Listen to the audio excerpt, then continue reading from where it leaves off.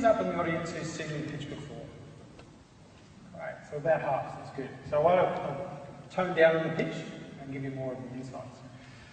As Bernie said, we're here 6 months ago, looking for seed capital. I'm pleased to announce in the last couple of weeks we've received that capital from a strategic investor, which is happy days. But what I'm talking to you about tonight is what they call the valley of death, from the time you pitch to the time you receive investment. We call it Death Valley, and here in Australia we call it the nullable. I'm sure you've all seen one of these. It's a Fitbit, a device designed to track the location, activity, and health of people like you and I, all presented in an easy and engaging interface. We're taking that same concept to industrial equipment. We're calling it the Fit Machine. And originally we targeted mobile equipment. It's a very difficult space, so we've pivoted. We've pivoted to rotating equipment, like pumps. There's plenty of them. 43% of the world's electricity goes into electric motors, and a lot of that's pumps. What exactly is a Fit Machine? Well, Fit Machine is an end-to-end solution. You'll see we have a trained product and a general purpose product that collects data off machines. What we then do is simplify, analyse that data, and really contextualise it back. It doesn't really show up very well.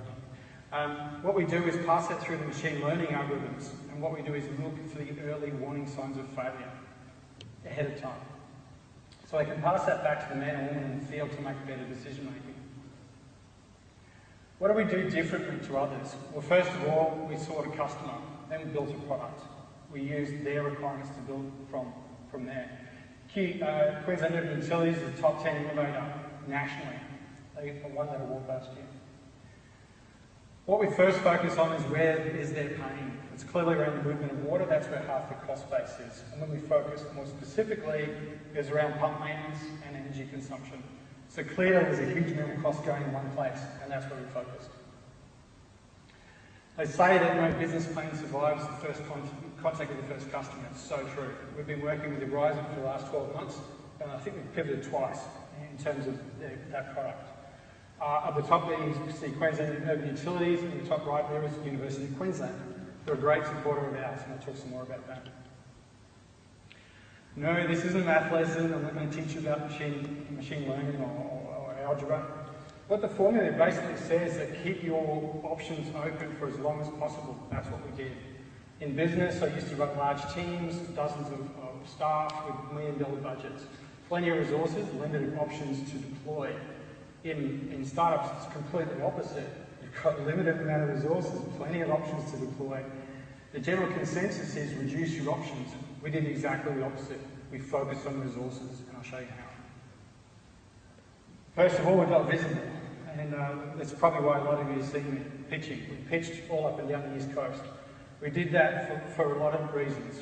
Get visibility in terms of investors, in terms of companies and potential target customers, and also for staff. Through pitching, we've got a lot of introductions to great people to join our team. And actually, we won an award, which was really nice. That's the CEO of the CSIRO, Larry. In terms of resources and maximising the resources, it's not just about the money. And I appreciate investors in the room, so yes, it is about the money. But it's more about other things, like getting those networks, tapping your existing networks that you'll bring to the startup. With the University of Queensland, we really maximise the engagement with them. We've got some experts in the room, which I'm looking to try and draw on expert engineering technology in our product. With the marketing teams at the University of Queensland, they're actively building our marketing strategy as part of their workload. We've got interns we're bringing in from the mechatronics group, for example, and also IT and computer science. So all of those contribute to our resource base in order to build our business. And of course, it all centres around the startups. I was once asked, what's the value of an accelerator? Well, don't they take a big percentage of your business or something like that? Where we got to now would not happen without being part of an accelerator. Half of our staff have come, not just from my lab, but also from River City Labs. Bringing in these accelerator groups allow you to find the right people to help you build your business. And I think that's important. In Death Valley, there's rocks that mysteriously move across the valley floor. I see a smile up front. But unfortunately, startups like rocks don't move by themselves. They need help. And there's a lot of faces in the room that I recognise that have helped us across the journey. And I can point out a bunch of them. We wouldn't be here without those people, and the startup ecosystem and people that actively participate, contribute, nights and weekends are what makes it happen. Like those rocks, we need help as well. And I guess some closing messages. You will get the doubters, you will get the pain. It's all about getting up and getting back in the next morning. Stay true to your vision, stay true to your team. Never give up on that.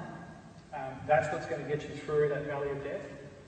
Focus on your dream, focus on the vision, get going. But most importantly, it's about the team. There's a man in the front row there, he's smiling.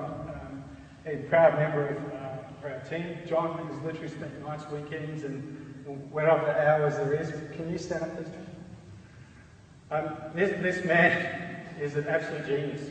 Builds sensors at the component level. I'm talking like 0.2 of a millimetre or something like that. And is programming these.